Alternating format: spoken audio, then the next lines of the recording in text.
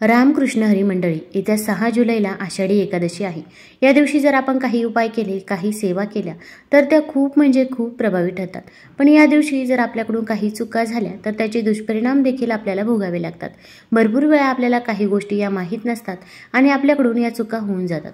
मग आपण म्हणतो की मी पूजा केली, सेवा केली, तरी पण मला त्याचे फळ का मिळाले नाही, उलट मला दुष्परिणामच हे भोगावे लागले। मग आषाढी एकादशीच्या दिवशी अशा काही चुका आहे की ज्या चुकूनही करायच्या नाही। तसेच हा उपवास कसा करावा, कधी सोडावा, कोणते फळ या दिवशी आपण चुकूनही खायचे नाही, उपवासाचे कोणते पदार्थ ग्रहण करावे, तसेच उपवास सोडताना कोणता पदार्थ आपण खाल्ला पाहिजे, तसेच या एकादशीच्या दिवशी सूतक असेल, मासिक धर्म असेल किंवा गर्भवती असेल तर उपवास कसा करावा, तसेच या दिवशी दानधर्म कसा करावा, अगदी एकादश आपली चुकून मोडली तर मग काय करावे, या सर्व प्रश्नांची उत्तरे मी आज तुम्हाला या व्हिडिओमधून देणार आहे। तत्पूर्वी तुम्ही चॅनलवरती नवीन असाल तर चॅनल लाईक करा व सबस्क्राईब देखील करा। कमेंटमध्ये श्री स्वामी समर्थ किंवा रामकृष्ण हरी लिहायला विसरू नका। पंढरपूरचा विठोबा हा उग्या महाराष्ट्राचे दैवत असून आषाढी एकादशीला इथे वारकऱ्यांचा मोठा मेळा भरतो। महाराष्ट्राच्या कानाकोपऱ्यातून ठिकठिकाणाहून लाखो भाविक लोक विठ्ठल नामाचा गजर करीत आषाढी एकादशीला पायी चालत येतात। हिलाच आषाढी वारी म्हणतात। विठ्ठलाचा नामघोष करत अनेक वारकरी पायी या ठिकाणी अगदी भक्तिभावाने येऊन पोहोचतात। चंद्रभागेत स्नान करून विठ्ठलाचे दर्शन घेतात। आषाढीला या दिवशी पंढरपुरात शेगाव येथून पूर्ण ब्रह्म अधिकारी श्री संत गजानन महाराजांची, आळंदीहून ज्ञानेश्वरांची, देहूहून तुकारामांची, त्र्यंबकेश्वराहून निवृत्तीनाथांची, पैठणहून एकनाथांची, उत्तर भारतातून कबीरांची पालखी येते। या दिवशी वारकरी संप्रदायात उपवास करण्याचे विशेष महत्त्व आहे। दर आषाढी एकादशीला वारकरी संप्रदाय वारी घेऊन पंढरपुरात येण्याची परंपरा 800 वर्षांपेक्षाही अधिक काळापासून सुरू असल्याचे सांगण्यात येते। आषाढी एकादशीच्या व्रतामध्ये सर्व देवतांचे तेज एकवटलेले असते असा समज आहे, म्हणून सर्व व्रतांमध्ये आषाढी एकादशीच्या व्रताला अनन्यसाधारण महत्त्व आहे। पंढरपूरला अदृश्य भगवंताच्या अस्तित्वाचा पुरावा मिळतो। तसेच वैकुंठ भूमीच्या आधीपासूनच पंढरपूर अस्तित्वात आले असा लोकांचा समज आहे। म्हणूनच पृथ्वीवरील सर्वात पुरातन अशा तीर्थक्षेत्राचा पंढरपूर असा उल्लेख केला गेला आहे। आता अगदी आपल्याला कोणत्याही एकादशीचे व्रत करणे शक्य नसेल तर फक्त आपण आषाढी आणि कार्तिकी या दोन्ही एकादशींचे व्रत केले तर आपल्याला संपूर्ण एकादशींचे व्रत केल्याचे पुण्यफळ हे प्राप्त होत असते। कारण की आपली आजी आपल्याला नेहमी सांगायची, अगदी कोणतीही एकादश जरी आपल्याला करता आली नाही तर आषाढी आणि कार्तिकी या 2 एकादशींचा उपवास व्रत हे आवर्जून करायचेच आहे। आषाढी एकादशीला व्रत उपवास करण्याची पद्धत आहे। काही लोक अगदी निर्जल तर काही उपवासाचे पदार्थ खाऊन व्रत ठेवतात। एकादशीच्या आदल्या दिवशी अर्थात दशमीच्या दिवशी एक भुक्त राहून मग अगदी काही लोक दशमीच्या दिवशीच अगदी संध्याकाळी 7च्या अगोदरच जेवण करून घेतात। त्यानंतर 7 नंतर ते जेवण किंवा अन्न कोणतंही ग्रहण करत नाही। मग एकादशीच्या दिवशी ते दिवसभर रात्रभर उपवास करतात आणि दुसऱ्या दिवशी द्वादशीच्या दिवशी हा उपवास सोडला जातो। आता तुम्हाला जरी शक्य असेल तर तुम्ही देखील या नियमाचे पालन करू शकतात, पण अजून पण जी वारकरी मंडळी आहे तर ती या नियमांचं पालन हे करतेच। आता दशमीच्या दिवशी एक भुक्त राहून एकादशीला पहाटे उठून स्नान करून तुळस वाहून विष्णुपूजन करावे। हा संपूर्ण दिवस उपवास करावा। रात्री हरिभजन करत जागरण करावे। विठ्ठल नामाचा जयघोष करत संपूर्ण दिवस देवाच्या नामस्मरणात घालवावा। आषाढ शुद्ध द्वादशीला वामनाची पूजा करून पारणे सोडावे। या दोन्ही दिवशी विष्णुदेवाची पूजा करून अहोरात्र तुपाचा दिवा देखील लावावा। आता या एकादशीच्या दिवशी आपण काही सेवा देखील करायची आहे की ज्यामुळे आपण जी काही पूजा करतो, सेवा करतो तर त्याचे फळ आपल्याला मिळते। तर तुम्ही विष्णू सहस्रनामचे पठण करू शकता, ज्यामध्ये भगवान विष्णूंच्या 1000 नावांचा उल्लेख आहे। तुम्हाला म्हणणे शक्य होत नसेल तर मोबाईलवरती लावून द्या, श्रवण केलं तरी पण चालेल। तसेच या दिवशी आपण ओम नमो भगवते वासुदेवाय, ओम नमो भगवते वासुदेवाय या मंत्राचा देखील 108 वेळा जप करायचा आहे। तसेच जय हरी विठ्ठल या मंत्राचा देखील तुम्ही जप करू शकता। या दिवशी सेवा करणे याला खूप महत्त्व आहे। आता या आषाढी एकादशीला आपण प्रत्येकजण उपवास करत असतो। मग उपवासाला जे काही उपवासाचे पदार्थ आहे, मग अगदी खिचडी असेल किंवा वेफर्स असेल तर या सर्व उपवासाच्या गोष्टी आपण नक्कीच खाऊ शकता। पण शक्यतो तरी बाहेरच्या ज्या काही गोष्टी आहेत तर त्या आपण टाळायच्या आहे।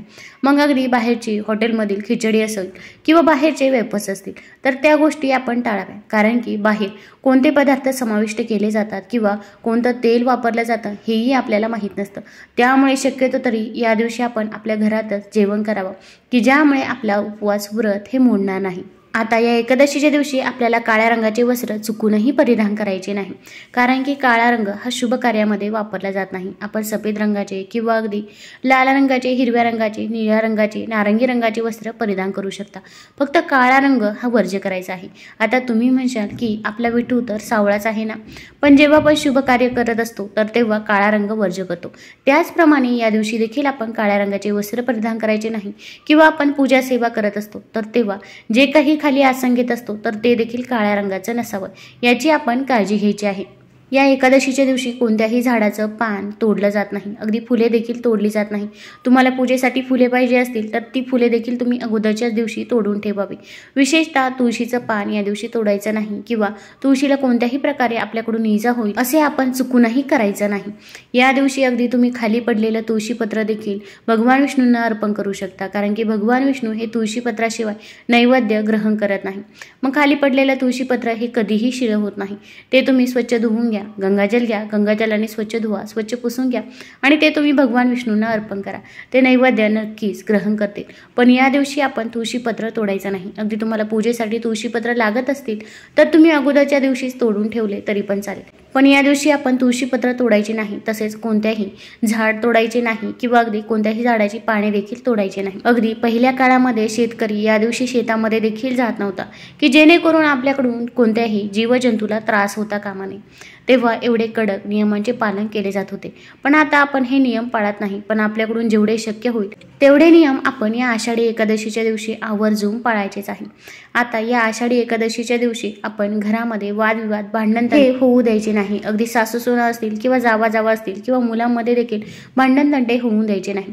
घरामध्ये भांडण तंटे झाले आणि त्यानंतर आपण पूजा सेवा करायला बसलो की आपले लक्ष त्यामध्ये लागत नाही. आपले लक्ष संपूर्ण त्या भांडणाकडे असते. त्यामुळे घरामध्ये देखील नकारात्मकता ही पसरत असते.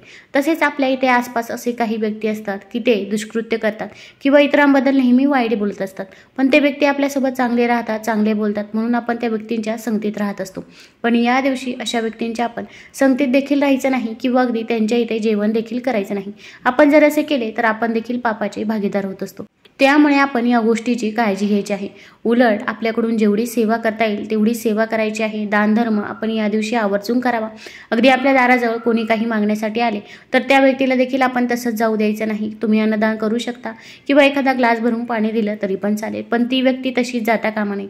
तसेच कोणताही पशु पक्षी प्राणी आपल्या दाराजवळ आले असतील तर त्यांना देखील आपण हकलून लावायचं नाही. तुम्ही त्यांना देखील काहीतरी खायला द्यायचं आहे. आता एकादशीच्या दिवशी भात खात नाही हे तुम्ही भरपूर वेळा ऐकलं असेल. तर एकादशीच्या अगोदरच्या दिवशी म्हणजे दशमीच्या दिवशी संध्याकाळी देखील आपण भात खायचा. तसेच अगदी एकादशीच्या दिवशी आपल्याला उपवास असतो पण बाकीच्या व्यक्तींना उपवास नसतो, तर त्यांच्यासाठी देखील आपण भात हा चुकूनही बनवायचा नाही. तर यामागे देखील एक कारण आहे. महर्षी मेधा यांचा जन्म पृथ्वीवर तांदूळ आणि जवाच्या रूपात झाला होता, म्हणूनच तांदूळ आणि जव हे सजीव मानले जातात. पौराणिक कथेनुसार माता भगवतीच्या कोपापासून वाचण्यासाठी महर्षी मेधा यांनी आपल्या शरीराचा त्याग केला होता. त्यानंतर त्यांच्या शरीराचे काही भाग पृथ्वी मातेमध्ये विलीन झाले. या दिवशी एकादशी तिथी होते. तसेच एकादशीच्या दिवशी भात खाणे म्हणजे महर्षी मेधा यांचे मांस आणि रक्त सेवन केल्यासारखे मानले जाते. त्यामुळे आपण भात खायचा नाही. एकादशीला भात न खाण्यामागे शास्त्रीय कारणही आहे. असे मानले जाते की तांदळात पाण्याचे प्रमाण अधिक असते, चंद्राचा पाण्यावर अधिक प्रभाव असतो आणि चंद्र हा मनासाठी जबाबदार ग्रह आहे. भात खाल्ल्याने शरीरातील पाण्याचे प्रमाण वाढते, त्यामुळे मन विचलित आणि अस्वस्थ होते. मन चंचल राहिल्याने उपवासाचे नियम पाळण्यात अडथळा येतो. यामुळे एकादशीच्या दिवशी भातापासून बनवलेले पदार्थ खाणे शक्यतो तरी तुम्ही टाळावेच. आता या एकादशीच्या दिवशी आपण मांसाहार देखील करायचा नाही. अगदी अगोदरचा जो दिवस आहे तर त्या दिवसापासूनच आपण मांसाहार हा वर्ज्य करायचा आहे. दशमीचा दिवस, एकादशीचा दिवस, द्वादशीचा दिवस या तिन्ही दिवसामध्ये आपण मांसाहार करायचा नाही. तसेच भात देखील आपण वर्ज्य करायचा आहे. आता या एकादशीच्या दिवशी आपण कांदा लसूण देखील खायचा नाही, कारण की कांदा लसूण हा देखील तामसिक आहारामध्ये मोडला जातो. आता या एकादशीच्या दिवशी आपल्याला काही भाज्यांचे सेवन करायचे नाही. त्यामध्ये कोबीची, मुळ्याची भाजी चुकूनही बनवायची नाही. तसेच मसूर डाळ देखील बनवायची नाही. तसेच एका फळाचे सेवन करायचे नाही. तर ते कोणते फळ आहे हे देखील मी तुम्हाला पुढे व्हिडिओमध्ये सांगणार आहे. आता तुम्ही अगदी गर्भवती असाल किंवा मासिक धर्म असेल किंवा सूतक असेल तर अशा वेळेस अगदी तुम्ही आषाढी एकादशीचा उपवास केला तरी पण चालेल। फक्त आपण जो काही मनापासून आणि श्रद्धेने उपवास व्रत करत असतो त्याला खूप महत्त्व आहे। तसेच या एकादशीच्या दिवशी आपण लिंबू हे चुकूनही खायचं नाही। आता भरपूर महिला किंवा पुरुष जेव्हा खिचडी बनवली जाते तर तेव्हा लिंबू हे आवर्जून त्यामध्ये घेत असतात। तर आपण या आषाढी एकादशीच्या दिवशी आपण जरी खिचडी खात असाल किंवा इतर कोणताही पदार्थ खात असाल तर त्यामध्ये लिंबाचं सेवन आपण चुकूनही करायचं नाही। किंवा अगदी तुम्ही रोज सकाळी झोपेतून उठल्यावरती लिंबू पाणी घेत असाल किंवा दुपारी लिंबू पाणी घेत असाल तर त्याचं देखील सेवन आपण या दिवशी करायचं नाही। या दिवशी लिंबू पूर्णपणे आपण टाळायचंच आहे। आता या एकादशीच्या दिवशी जर आपल्याकडून चुकून एकादश मोडली तर अशा वेळेस आपण तो एकादशीचा उपवास द्वादशीच्या दिवशी करू शकतो। मग द्वादशीच्या दिवशी दिवसभर रात्रभर उपवास करायचा आहे आणि त्रयोदशीच्या दिवशी तुम्ही हा उपवास सोडायचा आहे। एकादशीचा उपवास सोडताना आपण सात्विकच अन्नाचं ग्रहण करायचं आहे। त्यामध्ये कांदा लसूण हा नसावा, वांग्याची भाजी, भात याचे देखील सेवन आपण तेव्हा करायचे नाही। मग आपण इतर कोणतेही अन्नपदार्थ बनवू शकता, फक्त सात्विक असावे। तुम्हाला जर हा व्हिडिओ आवडला असेल तर चॅनल लाईक करा, सबस्क्राईब करा। धन्यवाद।